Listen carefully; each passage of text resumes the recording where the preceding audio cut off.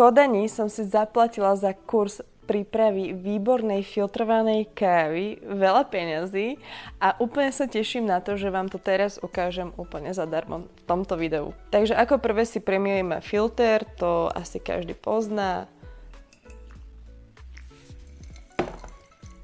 Vodičku vylejeme a na váhu si navážime 15 g hrubozomletej svetlo praženej výberovej kávy.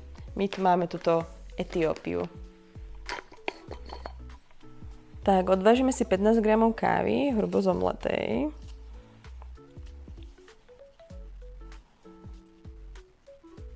Ideálne nech je svetlo pražená a teda výberová. My používame teraz Etiópiu Yirgacheffe a získala 86 bodov v cuppingu. Je veľmi dôležité, aby sme mali správnu teplotu vody. Vždy sa používa 90 stupňov Celzia. Ja mám na to takúto kanvicu s husím krkom a s meraním teploty, takže počkám, kým tam ukáže 90 stupňov a môžeme začať extrakciu.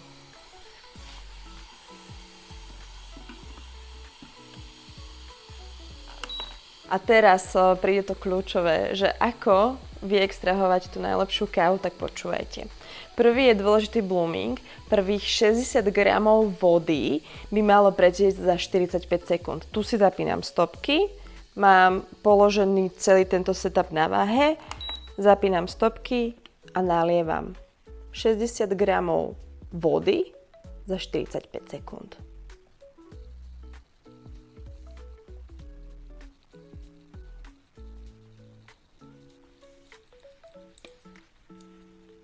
Druhé zalietie prebieha tak, že si sledujem gramáž 115 g a to musí prebehnúť za minútu 30.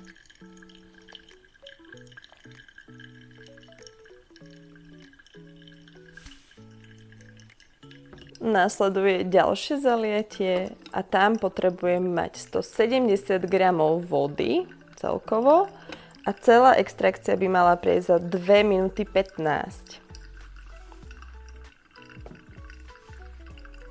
No a posledný zálev, teda 210 g vody, by malo dotiecť za 3 minúty a 30 sekúnd.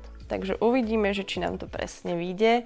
Ak budem mať na stopkách 3 minúty 30 a stihne mi pretieť celá tá voda, extrakcia je skvelá, nemusím dávať ani hrubšie mletie, ani jemnejšie.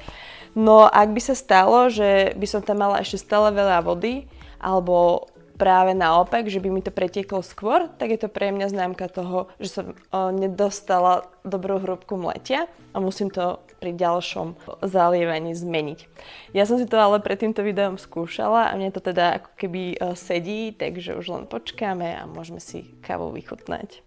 Čo je ešte veľmi dôležité je to, aby vlastne tá voda do tej kávy sa liala pomaly, takým krúživým pohybom a aby na konci tej extrakcie mi ostala všetká káva v takom rovnom koláčiku. Práve na to slúži táto kanvica, ktorá sa volá, že kanvica s husím krkom, kde vlastne ten barista má ten skill toho, že sa tá káva tam leje pomaličky.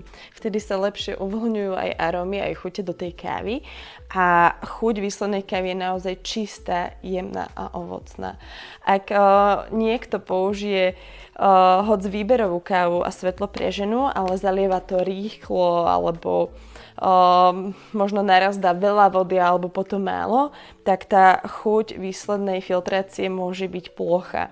Toto je práve to, čo je na celej tej príprave kávy také komplikované, že to má veľa bodov, ktoré treba dodržať a naozaj je dobre si to natrénovať. Takže si to teraz na konci videa môžeme zopakovať. Extrakcia už skončila. Ja vám určite nechám malý ťaháčik na našom webe www.zlatazrnko.sk, kde si to celé môžete prejsť. Je to naozaj komplikovaný recept a preto som vám napísala celý ten postup na zlatazrnko.sk v sekcii príprava filtrovanej kávy, ale aby sme si to zopakovali aj na video, tak vlastne postup je takýto. Prvých 60 g vody treba zaliať za 45 sekúnd. Ak zalejete skôr, tak počkajte do 45 sekúnd a potom prilievate ďalších 55 gramov vody. To znamená, že keď už uvidíte na váhe, že je tam 115 gramov a ešte sa vám to neprelialo za minútu 30, tak počkáte do minúty 30 s ďalším zalievaním. Ako náhle na stopkách uvidíte minútu 30, pridávate ďalších 55 gramov vody. To znamená, že celkovo by na váhe už potom malo byť 170 gramov vody a tu necháme pretiecť do 2 minút 15 sekúnd. Keď už vidíme na stopkách 2 minúty a 15 sekúnd, zalejeme posledných 40 gramov vody. Celkovo by sme mali potom mať na váhe 210 gramov, čiže výsledný nápoj by mal vážiť 210 gramov a mal by kompletne pretiecť do 3 minút a 30 sekúnd. Viem, že tento postup prípravy kávy je komplikovaný, ale ak ho dodržíte, tak odmenou bude naozaj krásne voňavá káva. V tejto našej Etiópii konkrétne cítiť vôňu manga, čučoriedok a kokosu. A v pozadí je teda v chuti cítiť čokoláda.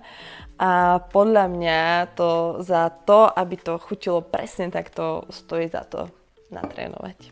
Takže držím palce a dajte mi potom vedieť, že či sa to podarilo pripraviť aj vám doma.